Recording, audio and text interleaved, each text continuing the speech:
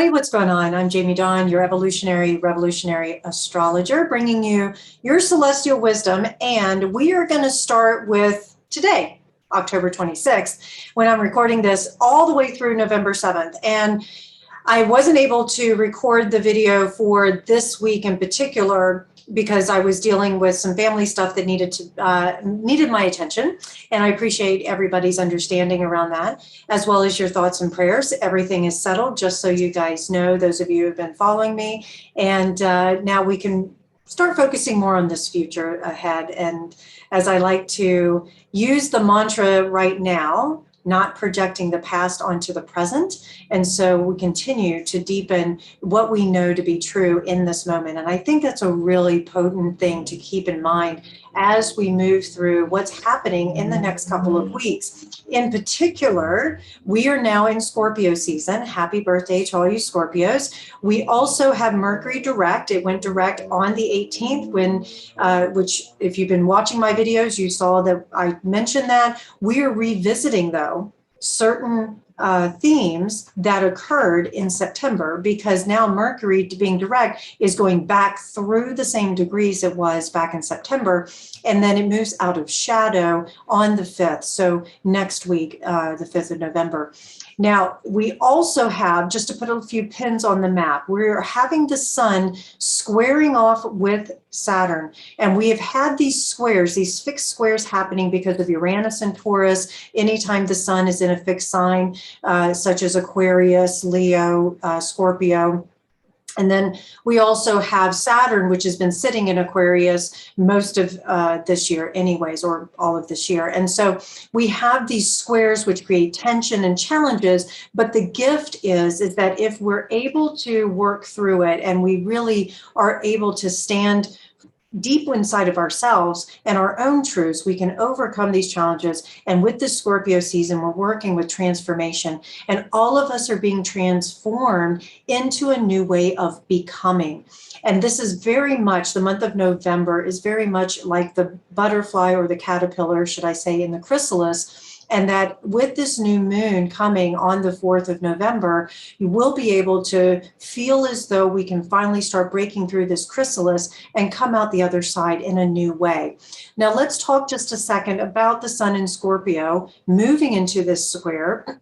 There's intensity, there's passion, there's deep emotional bonds, there's a sense of control that Scorpio wants, and it will work any way possible. We all have Scorpio in our chart, that it will work any way possible to feel safe and secure within the emotional body, as well as with the intuitive nature, that it can often come across as if we're trying to control it. And maybe we are trying to control it, maybe even try and manipulate. And so when you have this square going on with Scorpio and Aquarius, there could be tensions within groups, tensions within the bigger picture versus what I want to feel or what I need in order to be safe, in order to do it my way, in order to transform it. Maybe I think I know better than what somebody else is thinking. And so there's this tension that gets created with you versus me in a way that we're working together.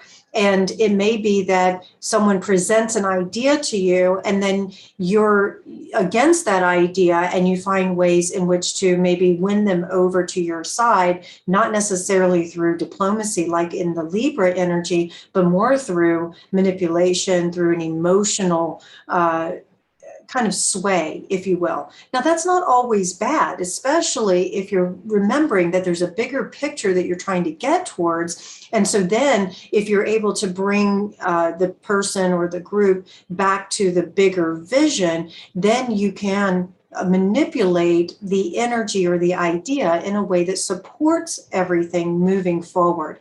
Now, Mars moves into Scorpio. Mars is the traditional ruler of Scorpio before we had the telescope and discovered the outer planets, which now Pluto rules Scorpio in the modern world, but we have a co-ruler here with Scorpio. And with Mars, We know that Mars is the god of war, but also the protector of the community, the protector of the realm, if you will. And that's what I will say Mars in Scorpio is going to be activating. It's going to activate this will to survive, maybe this driven, willful, headstrong kind of energy, but it's really out of a sense of protection. It's a sense of passion and maybe protecting our own egos, our own agendas. That certainly could come into play, but it also can be protective about what we want in order to be the better versions of ourselves. And that's the evolution that all of us are working towards, especially those of us who are committed to the path of service or committed to developing and evolving ourselves so that we can be better today than we were yesterday, and that we can leave a person or a place better than when we found them. I think that's also the big theme as we have the sun in Scorpio and then Mars also in Scorpio making a square to Saturn. Saturn being the planet of discipline, commitment, long-term results, call it karma. It's also, Saturn is the planet that is asking us to master things in our lives. And also it does create, there's a sense of darkness, there or depression that can come in with Saturn, because there could be an element, especially with Saturn and Aquarius, where emotions just don't seem to fit in. Yeah, or they can become irritant. And with a square, when you've got the sun and Mars, an emotional, intuitive, watery sign of Scorpio, squaring off with factual, idea-driven Saturn, then it's this, I feel very deeply, I have this intuitive nature that I'm really fighting for. I just know it deep inside of myself. That's very Scorpio, Mars, sun in Scorpio. And then Saturn saying, but I have a bigger idea and I know how to put it into place and I'm not letting it go because I know it's the right way. And in order to accomplish it, we have to do it X, Y, and Z, and we have to do it religiously. I mean, that's the Saturn. So you have this, it's just the facts, it's just the way it goes versus, but I feel something different. Now, the interesting thing is that Thursday is the day of action. We have the sun in Scorpio, moon in Leo, Saturn in Aquarius, and Uranus in Taurus forming a fixed grand cross. And that is going to occur in a placement for us in various ways. But what it does is it activates this feeling of what are we really committed to? What long-term results could be sabotaged by short-term thinking? I like to use that phrase, temporary pain for long-term gain. We often get caught up in the minutia and we forget about the bigger picture and we start to give up or we start to feel as though all hope is lost, especially with this square going on with Mars and Saturn, because we have two malefics or two planets that have a heavier, darker energy. Now, my greatest passion right now is about integrating. So it's not about getting rid of this darkness. It's about using it as a way that can be of benefit. And how can we use this challenging time or this darker time? And that is remembering that it is temporary, that it's just a moment in time, that there's a bigger picture and that we matter and that we need to go deep into ourselves, deep into our truth. And we need to be able to tap into that creative nature of ourselves and also remember that we came into this world with a purpose. And that if we can remember that there's a purpose that we are expressing ourselves through, then we can work together collectively. And we may say, okay, by myself, I'm struggling, but let me pull in someone or a group that can support me in being able to get to something longer term. The other thing we'll maybe challenged with, if there is a committed relationship or something that we've committed ourselves to, maybe overcommitment, this is the time, especially at the new moon on November 4th, where we may be letting go. There may be some things from the past. Saturn, like I said, rules quote unquote karma, conditioned tendencies, the past, that we may be letting go of. And that we may decide, or we may be presented with outer circumstances that we can't control, that we have to work with, and we have to say, okay, I let go. Especially if the relationship itself has served its purpose. And if that relationship has been stagnant, or that relationship has been toxic, or it has been, maybe you've been betrayed, This Scorpio season is going to bring out secrets. It's going to bring out feelings or information of betrayal or information of secrets, things that have been hidden. We may also find that people are hiding things from us, and so our investigative nature may kick in. We may fall into paranoia. So all of this is shadow and light dancing together. How do we integrate? Remember that the darkness is feminine, the light is masculine. This is about quality, not the gender. And so when we can see this as, okay, I'm feeling the darkness, or I'm experiencing the darkness, that's a signal for me to hold, a signal for me to abide, a signal for me to go deep into the womb, if you will, and just be for a little bit. It may be a time to withdraw. And then once we're able to withdraw and really nurture ourselves through what is the ahas, what are the wisdom and the information that rises up deep inside of our psyche, then we can bring it to the light and we can create new and transformative ways of becoming. Now, commitment demands a lot of us, and it often requires a huge amount of discipline and hard work. And that's what this square of the sun and Mars with Saturn is about. And I know we're exhausted. I know we're tired. This transit doesn't happen for long, but there's going to be a few days where we are going to feel that we are just rolling up our sleeves. We are in the shit and we are just having to drudge our way through it. How we approach this attitude is everything. And yes, I realize that, the reality, again, Saturn, reality says this is the way it is. And yet we do have a choice about how we approach it. And so we may be looking at, what is the deeper reason why I'm going through this? That question of why is going to be really potent during this time. And if we can come back to the why, it also can reveal motivations.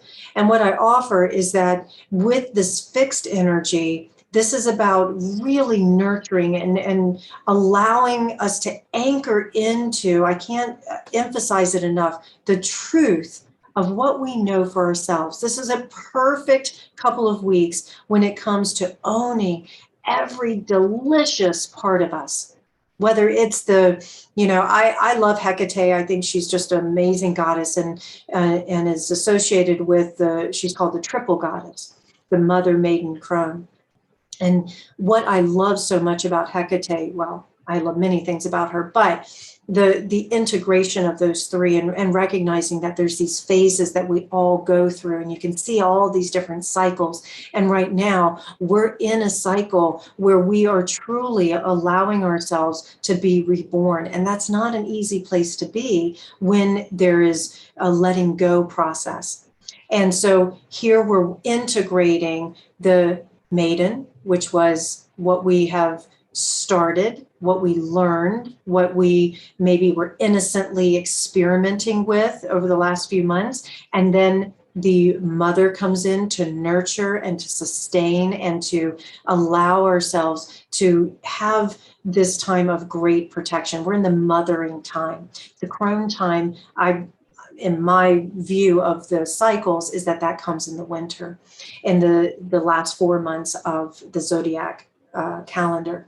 And so we have an opportunity right now to really sustain and nurture the things that are most meaningful for us. But there is a test of character, there's a test of will that is also coming into play. And if anybody has seen a mother fight for her children, and it's not just physical children, it could be mothering of an idea, or a mothering of a way in which we express ourselves, or mothering of a group, something that we hold really close to us. That's what we're working with over the next couple of weeks. And what is it that we're willing to fight fiercely for?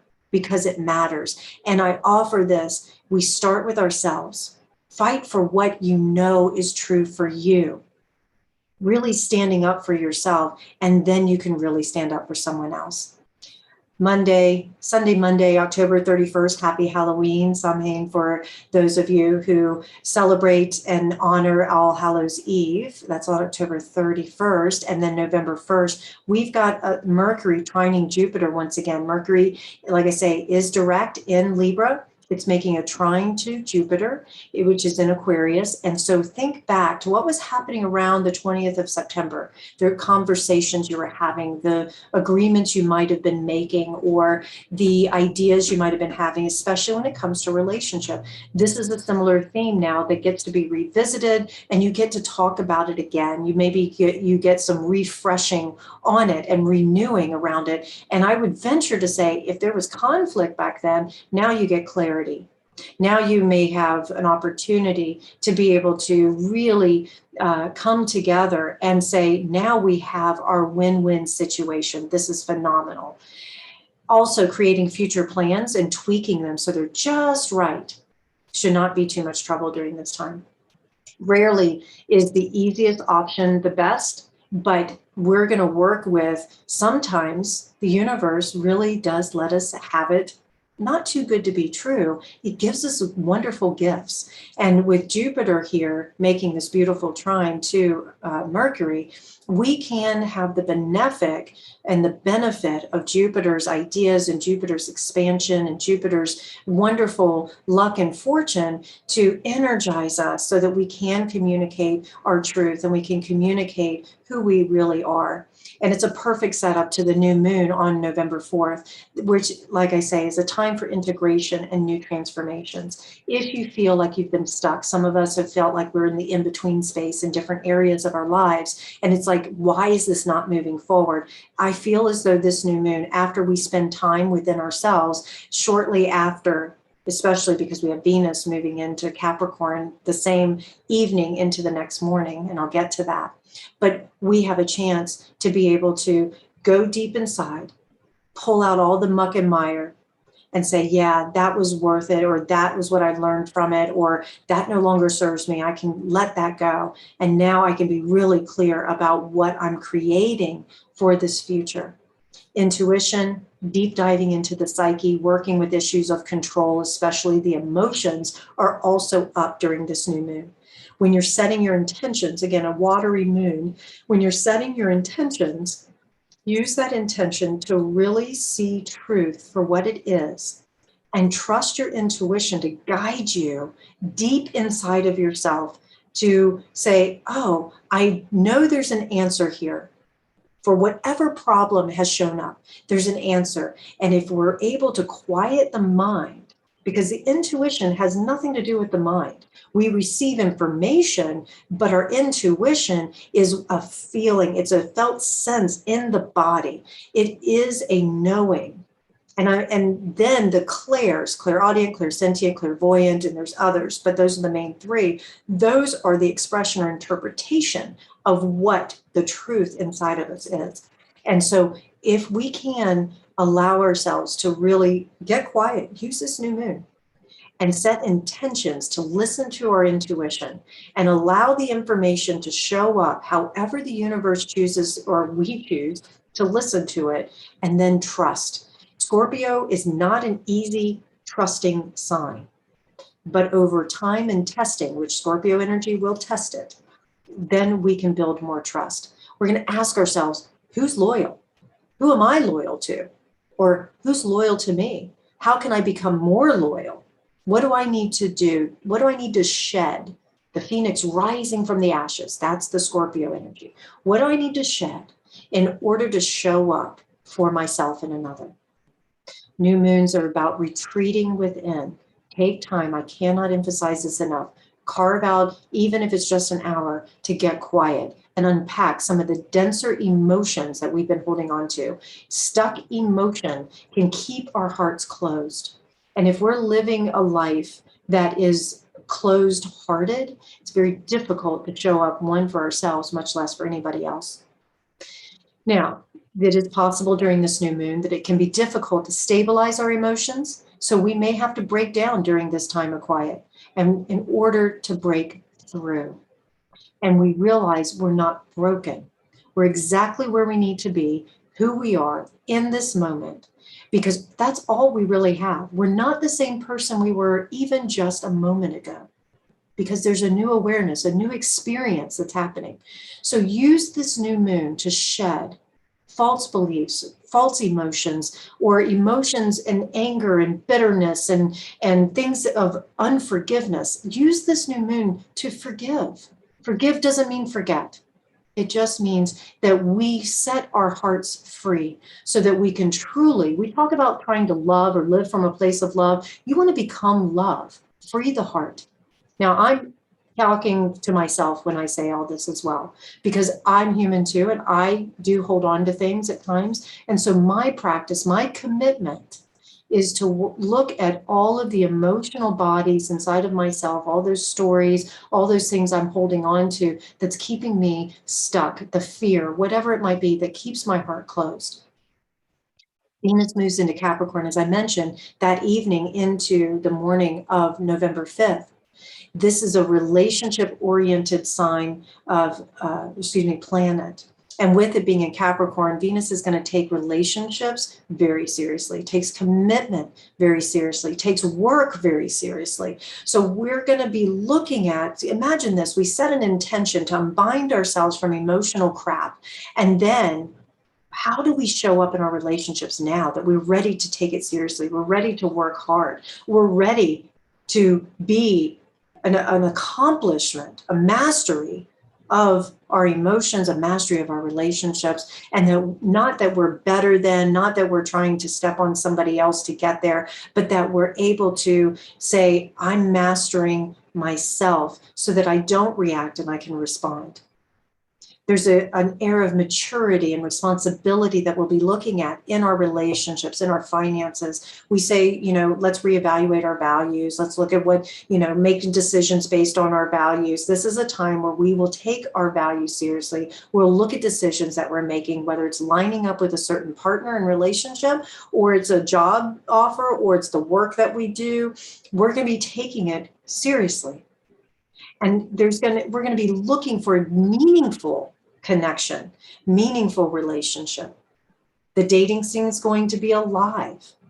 So you'll have an opportunity to, if you're single, to be able to meet somebody who wants relationship just as much as you. They don't want the casual, hookups and, let's just have some fun, even though dating should be fun.